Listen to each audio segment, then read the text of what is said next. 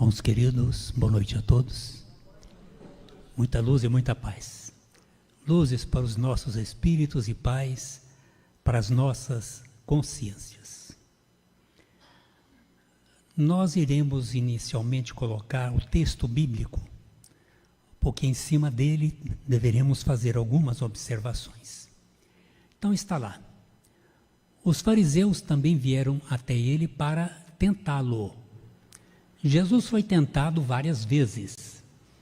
Eles procuravam toda a oportunidade de colocar Jesus em xeque.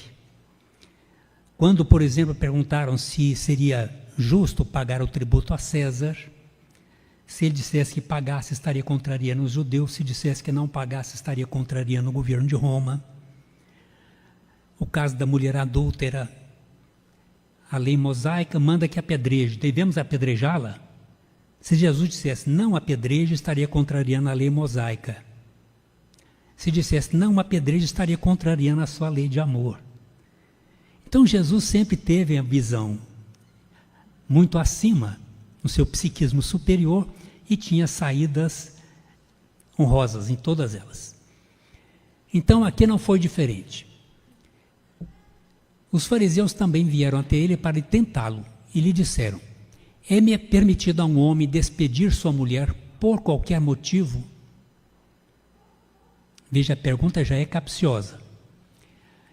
Ele lhes respondeu: vocês não leram que aquele que criou o homem desde o princípio os criou macho e fêmea, e disse: por esta razão o homem deixará seu pai e sua mãe para se ligar à sua mulher, e ambos não serão mais do que uma só carne? Assim já não serão mais duas, mas uma só carne.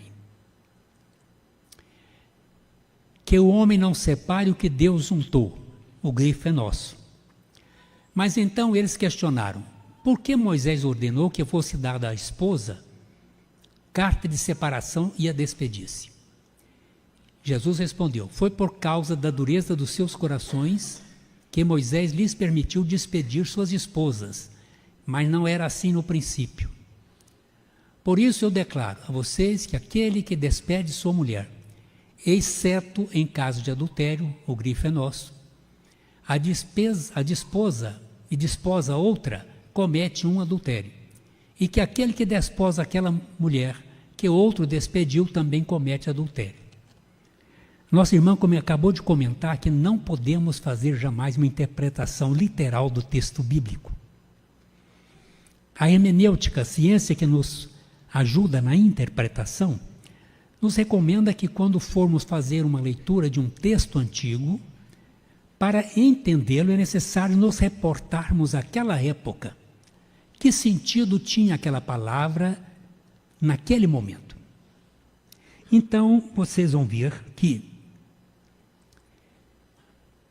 a gravidade do adultério entre os judeus. Por que se colocava o adultério como sendo um crime abominável? Porque se atribuía o adultério apenas à mulher. E a mulher, à época de Jesus, não tinha muitas considerações. Basta dizer que uma mulher virgem tinha preço, valia alguns côvados. Então alguém propunha para o pai a compra daquela virgem, o pai recebia o dinheiro, fazia uma festa de despedida e iam em procissão levar até a casa do comprador para entregar a mercadoria. Então, por esse fato, a mulher era um objeto comprado. Então, como uma propriedade minha, vai entrar em confronto com o compromisso que tem comigo. Então, por essa razão, era um fato abominável. Mas Jesus veio, nos disse: não vim abolir a lei ou os profetas, vim para cumprir, fazer-os cumprir. Jesus tinha algumas estratégias. Ele teve enfrentamentos, teve momento em que ele se escondeu com seus discípulos, porque ele estava preparado para o grande sacrifício, mas no momento certo. Ele precisava primeiro lançar as bases da sua doutrina, para depois chegar ao momento extremo de se entregar à crucificação, que ele sabia muito bem que ia acontecer. Então Jesus, de alguma forma, ele preservava algumas daqueles costumes dos judeus, para não criar um impacto muito grande. Se bem que ele viera trazer uma mensagem transformadora, mas que seria compreendida para a posteridade. Tanto é que ele utiliza na forma de linguagem, ele usa linguagem figurada, ele usa as parábolas, porque ali estão contidas as grandes verdades que ele não tinha condições de trazer de forma coloquial para a humanidade da sua época. Então Jesus traz as mensagens para que, à medida que a humanidade vai entendendo, compreendendo, possa extrair do símbolo o simbolizado. E a doutrina espírita tem esse caráter pedagógico, didático, de extrair do símbolo do texto bíblico o seu simbolizado, ou seja, a sua verdadeira mensagem.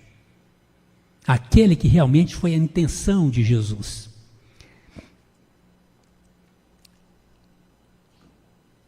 Então, ele fala inicialmente que no princípio não estabelecia-se o sistema do casamento, que é uma organização de origem humana.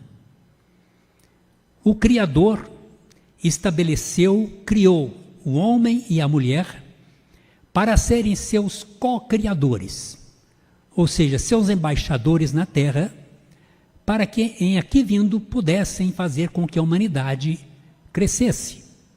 Ele precisava desse mecanismo humano. Então, o que caracteriza essa relação é exatamente a afeição. Então, instituído o ajuste afetivo entre duas pessoas, levanta-se concomitantemente entre elas o impositivo do respeito à fidelidade natural. Ante os compromissos abraçados, seja para a formação do lar e da família, ou seja para a constituição de obras ou valores do espírito. Então a obra da criação ela é muito perfeita.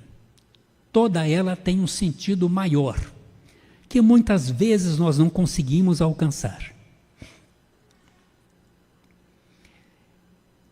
Na questão 695, será contrário à lei da natureza o casamento, isto é, a união permanente de dois seres?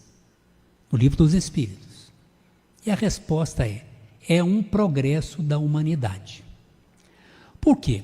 O casamento, o que é que veio a estabelecer? As relações sociais, deveres, cumprimentos a serem feitos, garantias. Se nós fôssemos pessoas de bem, nós não precisaríamos do direito positivo, porque todos viveríamos harmonicamente. A necessidade do direito é que nós somos naturalmente transgressores. Então precisamos de uma rédea, algo que nos limite. E precisamos de um poder específico, que é o judiciário, para a gente ou nos obrigar a cumprir o que é necessário. Então, uma relação exige realmente cumprimento de obrigações, de deveres que devem ser cumpridos. Por isso, esse estabelecimento do Instituto do Casamento,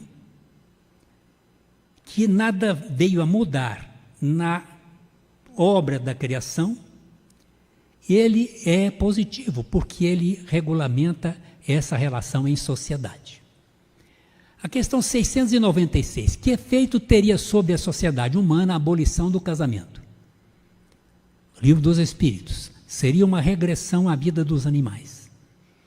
Então nós estamos falando em aquisições, em avanços da própria sociedade. Agora, se analisarmos, o mesmo sistema vige para todos os povos? Não. Cada país tem a sua legislação específica. Hoje nós assistimos, por exemplo, ouvindo rádio, em determinado país do Oriente Médio, foi proibido as pessoas de transitar em locais públicos com animais, porque as pessoas que o fazem são considerados impuros. Agora você imagina o nível de consciência de certas pessoas, de certos organismos, de certas legislações.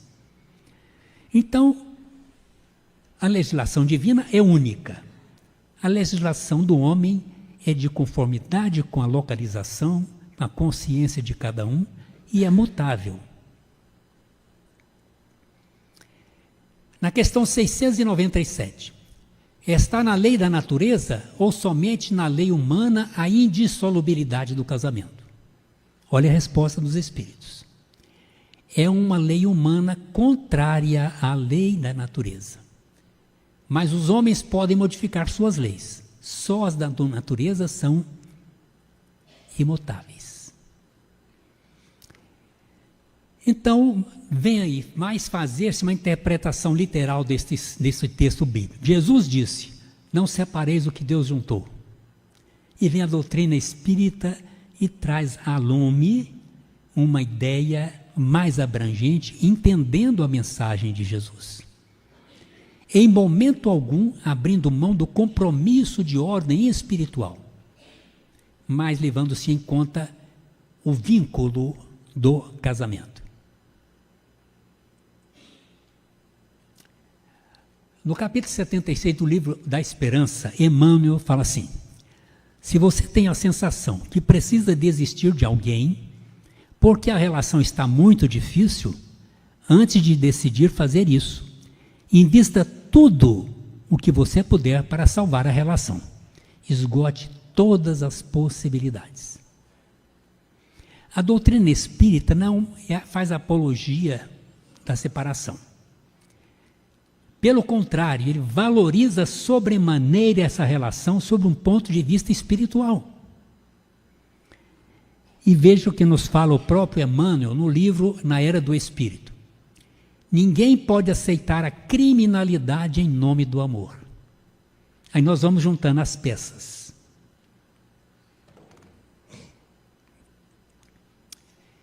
Família, sob o ponto de vista espiritual. Aí a doutrina nos traz elementos de comprometimento nessa relação. Então nos fala Emmanuel que a família é a instituição terrena mais importante. Não é uma das mais importantes, é a mais importante. Tem duas finalidades precípuas: a educação e a regeneração do ser. A educação, porque o lar educa. A escola instrui, o lar educa. A educação implica numa instrução tanto intelectual quanto moral. É a educação integral. E a regeneração, porque na organização da nossa programação reencarnatória, nós trazemos, via de regra na formação da família, espíritos já afins, que já viveram juntos em outras eras. Zíbia Gasparetto, na sua primeira obra, Laços Eternos, nos mostra bem claramente a repetição das famílias. Mas também podem vir para o núcleo familiar espíritos com os quais nós temos débitos e precisamos nos reharmonizar com eles. Então, família não é tão fácil. Às vezes nós temos que saber administrar. E é regeneração, porque nós estamos nos reharmonizando. E Emmanuel ainda nos diz que é o Instituto Doméstico uma organização de origem divina, em cujo seio encontramos os instrumentos necessários ao nosso próprio aprimoramento para a edificação de um mundo melhor. Então nós estamos nos melhorando com o compromisso de conduzir adequadamente uma família, contribuindo efetivamente para um mundo melhor. Quem de nós não gostaria de um mundo de mais paz, de menos guerras, de menos violência? Mas não podemos ficar como meros espectadores. Nós temos de contribuir com a nossa célula familiar, uma célula sadia dentro do organismo social. O lar é o educandário valioso da alma. Então nós vamos compreendendo as dificuldades que enfrentamos, sabendo a ser mais tolerantes, mais compreensivos, a não sermos muitas vezes tão turrões. Então, na questão das afinidades, nos fala o Evangelho que os laços do sangue não criam forçosamente os liames entre os espíritos. É oportunidade que nós temos de nos alinharmos espiritualmente. Não é garantia nenhuma de união os laços consanguíneos. Porque são famílias físicas que estão com o propósito de se transformar em famílias espirituais. Então nós temos dois tipos de família. Aquelas consideradas simplesmente corporais ou com famílias físicas. São frágeis com a matéria, se extinguem com o tempo e muitas vezes se dissolvem moralmente já na existência atual. Nós conhecemos famílias que já se desintegraram. Hoje chegamos ao nível de pai matar filho, filho matar pai e assim por diante. São meras famílias físicas. A família física, nos fala André Luiz, pode ser comparada a uma reunião de seres, serviços espirituais no espaço e no tempo, cinzelando corações para a eternidade. Vamos aprendendo a dulcificar os nossos corações nessa relação familiar. Agora, as famílias espirituais são aquelas que se fortalecem pela purificação e se perpetuam no mundo dos espíritos. São famílias definitivas. São famílias ligadas pelos laços do amor. Então, os espíritos formam no espaço grupos ou famílias unidos pela afeição, pela simpatia e pela semelhança de inclinações. Então, do lado de lá, não prevalece o laço consanguíneo. Aí eu fico, será que eu vou encontrar meu filho? Será que eu vou encontrar meu pai?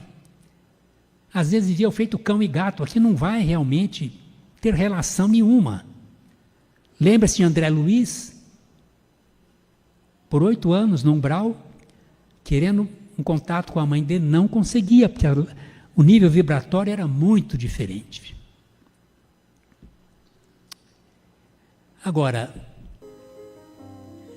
Deus, na sua sabedoria infinita, criou 2 seres para serem, como já disse, seus embaixadores na Terra, dotando a cada uma dessas criaturas de condições especialíssimas, para que, se unindo, pudessem se complementar. E Victor Hugo, grande poeta francês, analisando essa sabedoria da criação divina, estabeleceu no poema O Homem e a Mulher, onde ele nos mostra essas condições. Então diz o poeta: o homem é a mais elevada das criaturas, a mulher o mais sublime dos ideais. Deus fez para o homem um trono, para a mulher um altar. O trono exalta, o altar santifica. O homem é o cérebro, a mulher o coração. O cérebro fabrica a luz, o coração produz o amor. A luz fecunda, o amor ressuscita. O homem é gênio, a mulher anjo. O gênio incomensurável, o anjo indefinível, contempla-se o inefável, admira-se o infinito. A aspiração maior do homem é glória, da mulher virtude extrema. A glória faz o grande, a virtude faz o divino. O homem é forte pela razão, a mulher é invencível pelas lágrimas. A razão convence, as lágrimas comovem. O homem é um código, a mulher o evangelho. O código corrige, o evangelho aperfeiçoa. O homem pensa, a mulher sonha. Pensar é ter no crânio uma larva. Sonhar é ter na fronte uma aura. O homem é águia que voa. A mulher é rouxinol que canta. Voar é dominar o espaço, cantar é conquistar a alma. O homem é mar, a mulher lago. O mar tem pérola que adorna, o lago a poesia que deslumbra. O homem é um templo, a mulher um sacrário. Ante o templo nos descobrimos, ante o altar nos ajoelhamos. O homem tem um fanal, a consciência. A mulher tem uma estrela, a esperança.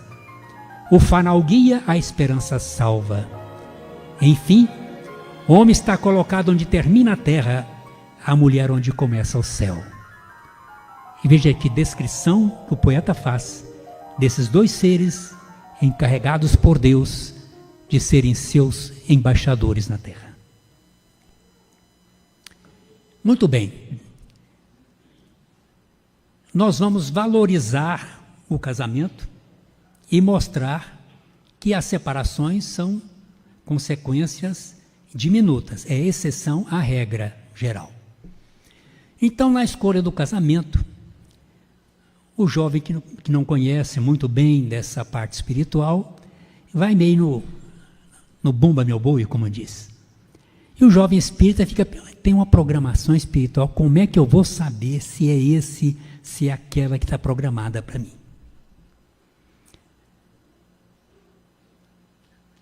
Como é que eu vou saber? A coisa é intuitiva.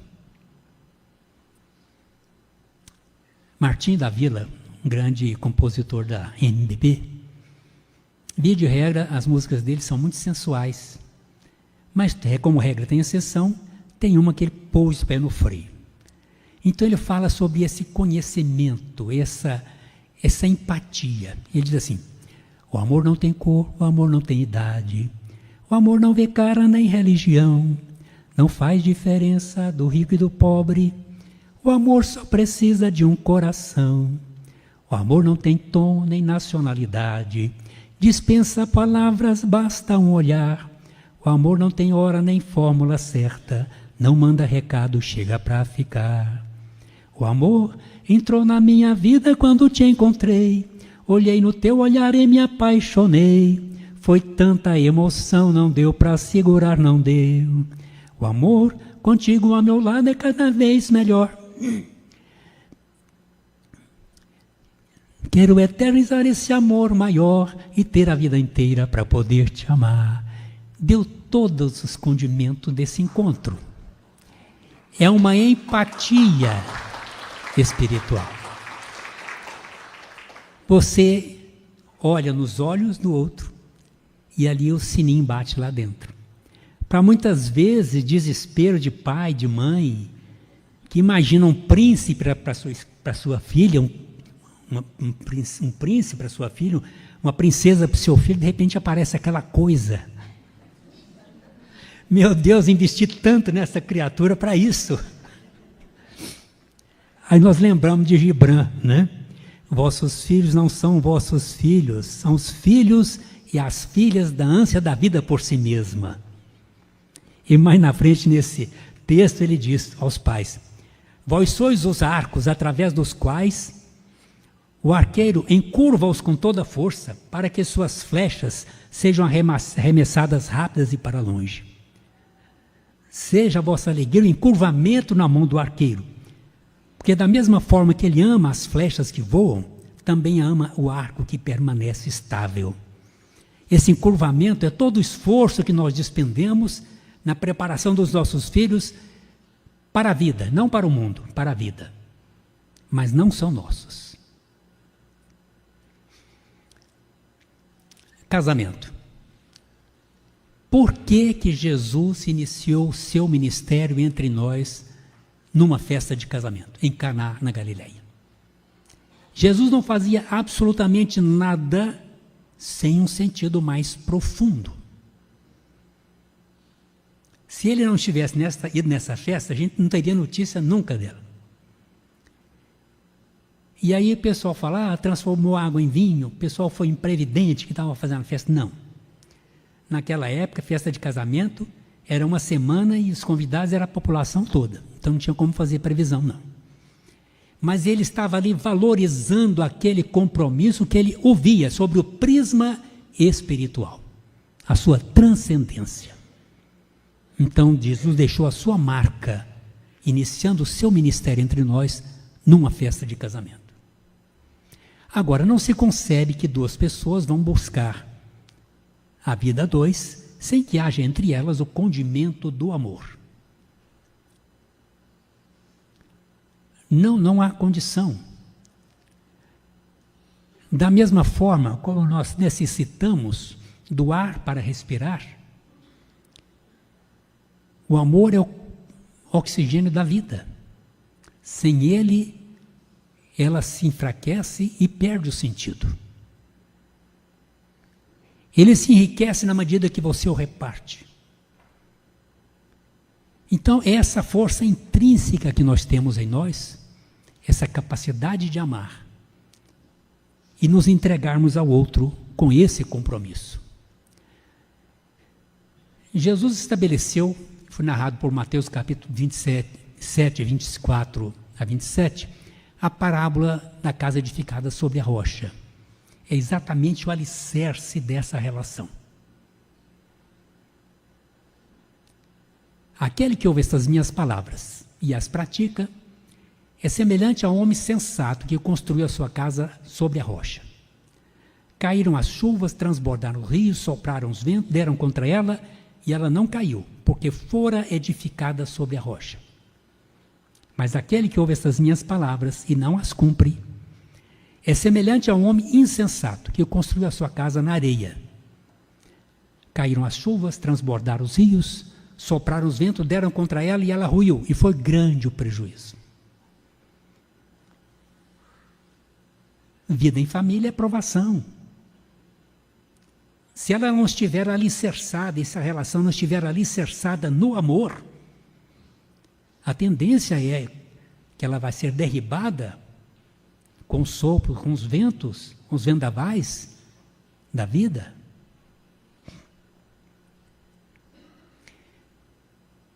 A doutrina espírita nos fala que nós vivemos sob a égide de uma lei, de causa e efeito, onde a semeadura é livre, mas a colheita é obrigatória. Então nós não temos muito o que reclamar. Nós hoje recebemos aquilo que plantamos. Se eu plantei abacaxi, eu não vou colher uva. E não é castigo de Deus, não, é a ação da própria lei. Newton estabeleceu, na lei física, que a toda ação corresponde a uma reação em sentido contrário de igual intensidade. O mesmo acontece com a lei moral. Eu infrinjo a lei, eu sofro a reação da própria lei. Então, Divaldo nos diz que nós temos a família que precisamos. Estamos no lugar certo, na hora certa, com as pessoas certas. Apesar, muitas vezes, dos espinhos. E o Evangelho, o livro dos Espíritos nos fala que a nenhum de nós é dado uma prova além da nossa capacidade de superação. Senão seria injustiça. Como é que me atribui uma prova que eu não dou conta de cumprir? E prova não é castigo. Prova é oportunidade de redenção espiritual. Eu estou numa escola convencional, estudo 2 meses. Aí faço uma prova bimensal para aferir o meu conhecimento, o meu aprendizado. Nós outros estamos matriculados na escola da vida. E periodicamente somos chamados a dar testemunho da nossa maturidade. O que você aprendeu até hoje? Nessas várias migrações da alma. O que falta e muito nos lares é o diálogo. Uma conversa fraterna, amiga, onde ninguém seja dono da verdade, mas que cada um saiba ouvir, sobretudo. Então, diálogo não é um encontro físico de 2 ouvidos que escutam e de 2 bocas que falam, mas principalmente um intercâmbio que se realiza entre 2 corações que se amam e entre 2 almas que se compreendem. O amor é o alicerce, a base. Mas nós precisamos compreender. Eu não posso aceitar o outro como eu gostaria que ele fosse. Não. Cada um é cada um, com suas virtudes, com seus vícios. Todos somos caminheiros da mesma estrada, em aprendizado constante.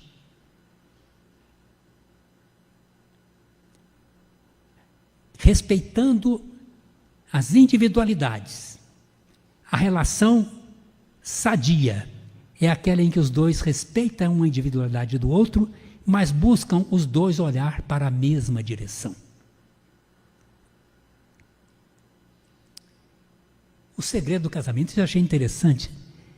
Stephen Kanitz, um administrador de empresas, ele não está dentro de conotação doutrinária, mas Paulo nos disse, observai tudo e retenha o que for bom. Né? Então eu achei interessante porque ele faz uma colocação muito prática. Nós vamos passar rapidinho, é um pouco extenso. Meus amigos separados não cansam de me perguntar como eu consegui ficar casado 30 anos com a mesma mulher. As mulheres, sempre mais maldosas que os homens, não perguntam à minha esposa como ela consegue ficar casada com o mesmo homem, mas como ela consegue ficar casada comigo. Os jovens que fazem as perguntas certas, ou seja, querem conhecer o segredo para manter um casamento por tanto tempo. Ninguém ensina isso nas escolas, pelo contrário. Não sou especialista do ramo, como todos sabem, mas dito isso, minha resposta é mais ou menos a que segue. Hoje em dia o divórcio é inevitável, não dá para escapar. Ninguém aguenta conviver com a mesma pessoa por uma eternidade. Eu, na realidade, já estou em meu 3º casamento. A única diferença é que me casei 3 vezes com a mesma mulher. Minha esposa, se não me engano, está no seu 5º, porque ela pensou em pegar as malas mais vezes do que eu. O segredo do casamento não é a harmonia eterna. Depois dos inevitáveis arranca-rabos, a solução é ponderar, se acalmar e partir de novo com a mesma mulher. O segredo, no fundo, é renovar o casamento e não procurar um casamento novo. Isso exige alguns cuidados e preocupações que são esquecidas no dia a dia do casal. De tempos em tempos é preciso renovar a relação. De tempos em tempos é preciso voltar a namorar, voltar a cortejar, voltar a se vender, seduzir e ser seduzido. Gente, eu não vou fazer fofoca, mas eu fui num casamento chiquérrimo. Orquestra, coro infantil, coro adulto, todo mundo muito bonito.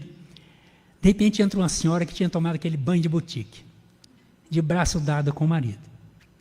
Ele de chinelão, camisa aberta no peito, cabelo desgrenhado. Estava uma lástima perto. Ela, no mínimo, estava com vergonha daquele. Então, nós precisamos manter, exatamente, aquele entusiasmo do namoro, do noivado, né? Tem gente que casa, relaxa, não é assim. Há quanto tempo vocês não saem para dançar? Há quanto tempo você não tenta conquistá-la ou conquistá-lo como se seu par fosse um pretendente em potencial? Há quanto tempo não fazem uma lua de mel sem a presença dos filhos, eternamente brigando para ter a sua irrestrita atenção? Sem falar nos inúmeros quilos que se acrescentaram a você depois do casamento. Mulher e marido que se separam perdem 10 quilos em um único mês. Por que vocês não podem conseguir isso mesmo? Faça de conta que você está de caso novo. Se fosse um casamento novo, você certamente passaria a frequentar lugares desconhecidos, mudaria de casa ou apartamento, trocaria seu guarda-roupa, os discos, o corte de cabelo e a maquiagem. Mas tudo isso pode ser feito sem que você se separe do seu cônjuge. Vamos ser honestos, ninguém aguenta a mesma mulher ou marido por 30 anos, com a mesma roupa, o mesmo batom e os mesmos amigos, com as mesmas piadas. Muitas vezes não é a sua esposa que está ficando chata e mofada, são os amigos dela e talvez os seus. São seus próprios móveis com a mesma desbotada decoração.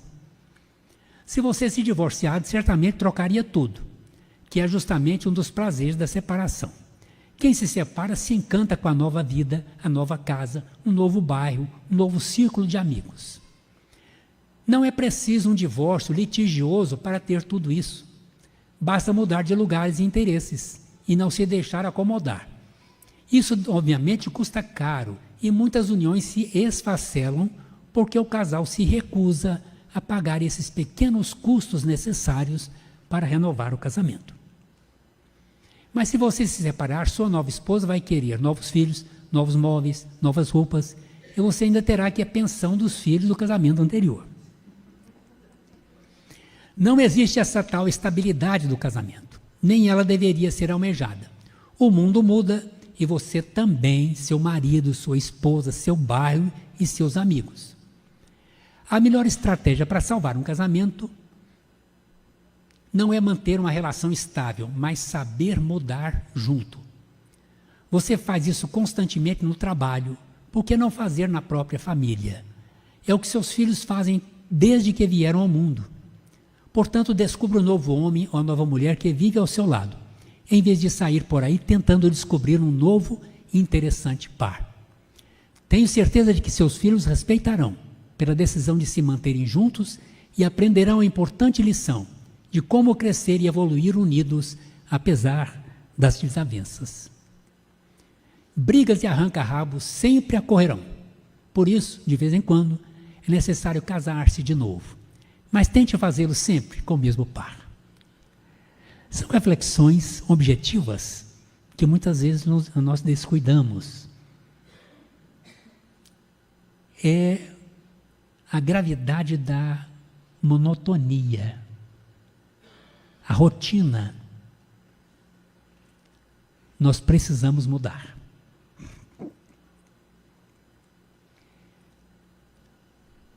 Às vezes tem casais que se separam e o ponto inicial parece até brincadeira. Às vezes foi uma pasta dental. O marido chega, espreme lá no pé da pasta dental. A mulher chega e aperta no meio da... Ele se irrita com isso. Fala, não sabe falar. Repete. A coisa vai somatizando pequenas coisas. Eu pus ali sapato porque tem uma companheira nossa, viúva de um grande trabalhador espírita, era um homem fantástico. E ela falou, Juquinha, eu vou te contar uma coisa, você pode contar nas suas palestras, mas não conta o milagre, mas não conta o santo, não. Olha, fulano era, como você conhecia, uma pessoa sem defeito. Não é sem defeitos totalmente, porque ele tinha um que me irritava profundamente. Todo dia ele chegava do trabalho, chegava no quarto e jogava o sapato no meio do quarto. E ela, fulano, guarda o sapato no guarda-roupa. Não. Usou de toda estratégia. Brigava, xingava, ficava de mal. Espírita também xinga. Mas um dia ela teve um insight. Na hora dele chegar do emprego, ela se aprontou toda e foi lá para a porta. Chegou e falou, fulano, você vai sair? Eu falei, não. Estou te esperando. Mas você está toda aprontada. Para te esperar. Eu estive pensando, você é uma pessoa tão maravilhosa, eu dou tanto pouco valor em você. Mas o que está acontecendo, fulano? Abre o jogo. Não. Aí eles foram entrando casa dentro e falou assim, você é uma pessoa, você tem 1000 virtudes. Eu falei, o que é isso, fulano? O que está te dando? Ele falou, não. Será que você conseguia ter mais uma virtude? E ele falou assim, já tem 1000 mais uma, eu vou tirar de letra, né? Você podia pegar seu sapato e pôr no guarda-roupa? Que ele foi lá, pegou o sapato, pôs no guarda-roupa, mas nunca deixou o sapato no meio do guarda. O que poderia ser o início de um desatino, com uma estratégia, resolveu. Muito bem, então a coisa vai somatizando, chega num ponto em que fica quase que impossível aquela relação. Nós temos duas situações. O divórcio pode ser solução ou pode ser complicação. Ele pode ser complicação com consequências desastrosas. E eu pus para não me esquecer, uma senhora buscou o Chico com a cadernetinha, falou, Chico, Jesus disse que a gente precisava perdoar 70 vezes 7 vezes, eu fiz a conta, deu 490. Então, eu anotei, toda vez que eu perdoei meu marido, está aqui, 490, posso separar agora? Não, minha irmãzinha, é 70 vezes 7 cada ofensa. Então, por um motivo fútil, que não tem uma justificativa plausível. Você deserta de um compromisso espiritual, com consequências desastrosas. Talvez vai voltar com ele mesmo ou com ela mesma, em outra experiência de forma mais agravada, lei de causa e efeito. Agora, quando é a solução? Imagine os senhores, um casal vai indo bem, de repente o marido envereda pelo lado das drogas. A esposa tenta recambiá-lo de toda maneira e não consegue. E ele vai aprofundando cada vez mais. Chega a um ponto em que ele leva droga para dentro de casa e passa a drogar os próprios filhos. É justo que essa relação permaneça? Que toda a família se degrade em função daquela pessoa que não quer crescer? E assim são inúmeros os casos. Esse caso hipotético que eu estou trazendo aqui, não é algo hipotético, não. Acontece muito, muito. Agora, todo tipo de violência física, moral, cada um é que vai saber o seu ponto de chegada. Mas como vimos ali atrás, devemos fazer tudo, exaurir todas as possibilidades de melhorar essa relação, antes de desistir. Mas quando desistimos, com fatos como este, não há nenhum descumprimento de lei divina. Agora fala assim, vocês viram no texto bíblico, não separe o que Deus juntou. Será que foi Ele que nos juntou mesmo? Algum tempo atrás passou um caso verdade na televisão, em que um rapazinho era motorista de táxi, estava noivo de uma moça simples da favela onde ele morava, e naquele trânsito de São Paulo ele deu uma batida no carro de uma ricaça solteirona. Conversa vai, conversa vem, ele começou a elocubrar. Se eu conseguir, vou mudar de vida social e tal. Final do caso verdade, ele acabou ficando com essa ricaça solteirona. Foi Deus que encaminhou ela para essa ricaça? Ou talvez ele teria um compromisso, uma empatia espiritual com aquela mocinha simples da favela? E ele, através do seu livre-arbítrio, ele desviou de um compromisso espiritual. Então, qual a razão que nos levou a buscar aquele ou aquela para companheiro? Foi a empatia verdadeira? Ou foi interesse financeiro? Ou de outra sorte? Chico tem uma frase fantástica. Ele diz assim: ninguém pode voltar atrás e fazer um novo começo, mas qualquer um pode recomeçar agora a fazer um novo fim. O passado é história, o futuro é um mistério, mas o momento atual é o mais importante da nossa vida. Nós estamos construindo o nosso futuro. Então não importa o que eu fui, o que eu fiz, mas importa o que eu sou, serei a partir de agora. Que eu traga comigo aquelas condições de um ser, como eu disse aqui no início, que eu esteja em paz com a minha consciência. Era a palavra de chegada de Jesus no colégio apostólico. A paz seja convosco. Nós podemos estar em paz com o quê? Com a nossa consciência. O que é a nossa consciência? Livro dos Espíritos. Onde estão gravadas as leis de Deus? Na vossa consciência. Cada um de nós é um ser individual. Ninguém nos vai fazer crescer a não ser nós mesmos. E se soubermos conduzir com equilíbrio e sabedoria a nossa família, nós estaremos sendo candidatos a um porvir bem melhor. E, finalmente, a solução de tudo é o amor. Tudo é amor. até mesmo a dor. Tudo faz crescer, moldar a nossa luz.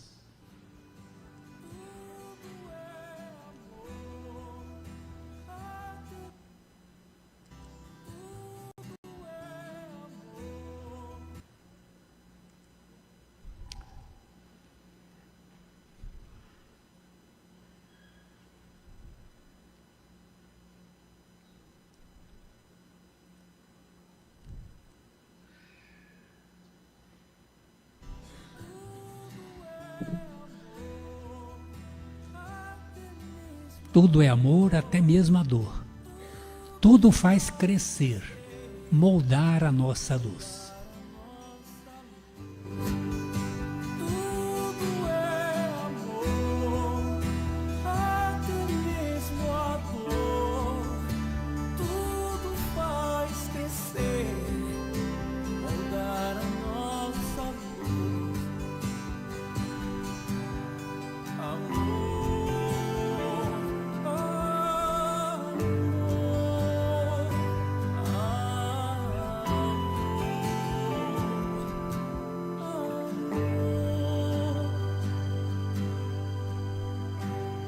O amor enfrenta todas as tribulações, mas é imbatível porque triunfa sobre todas as vicissitudes humanas.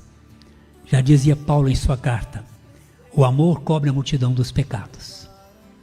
Amemos verdadeiramente e não precisaremos passar pelo teste da indissolubilidade do casamento ou da sua dissolubilidade. Muita paz.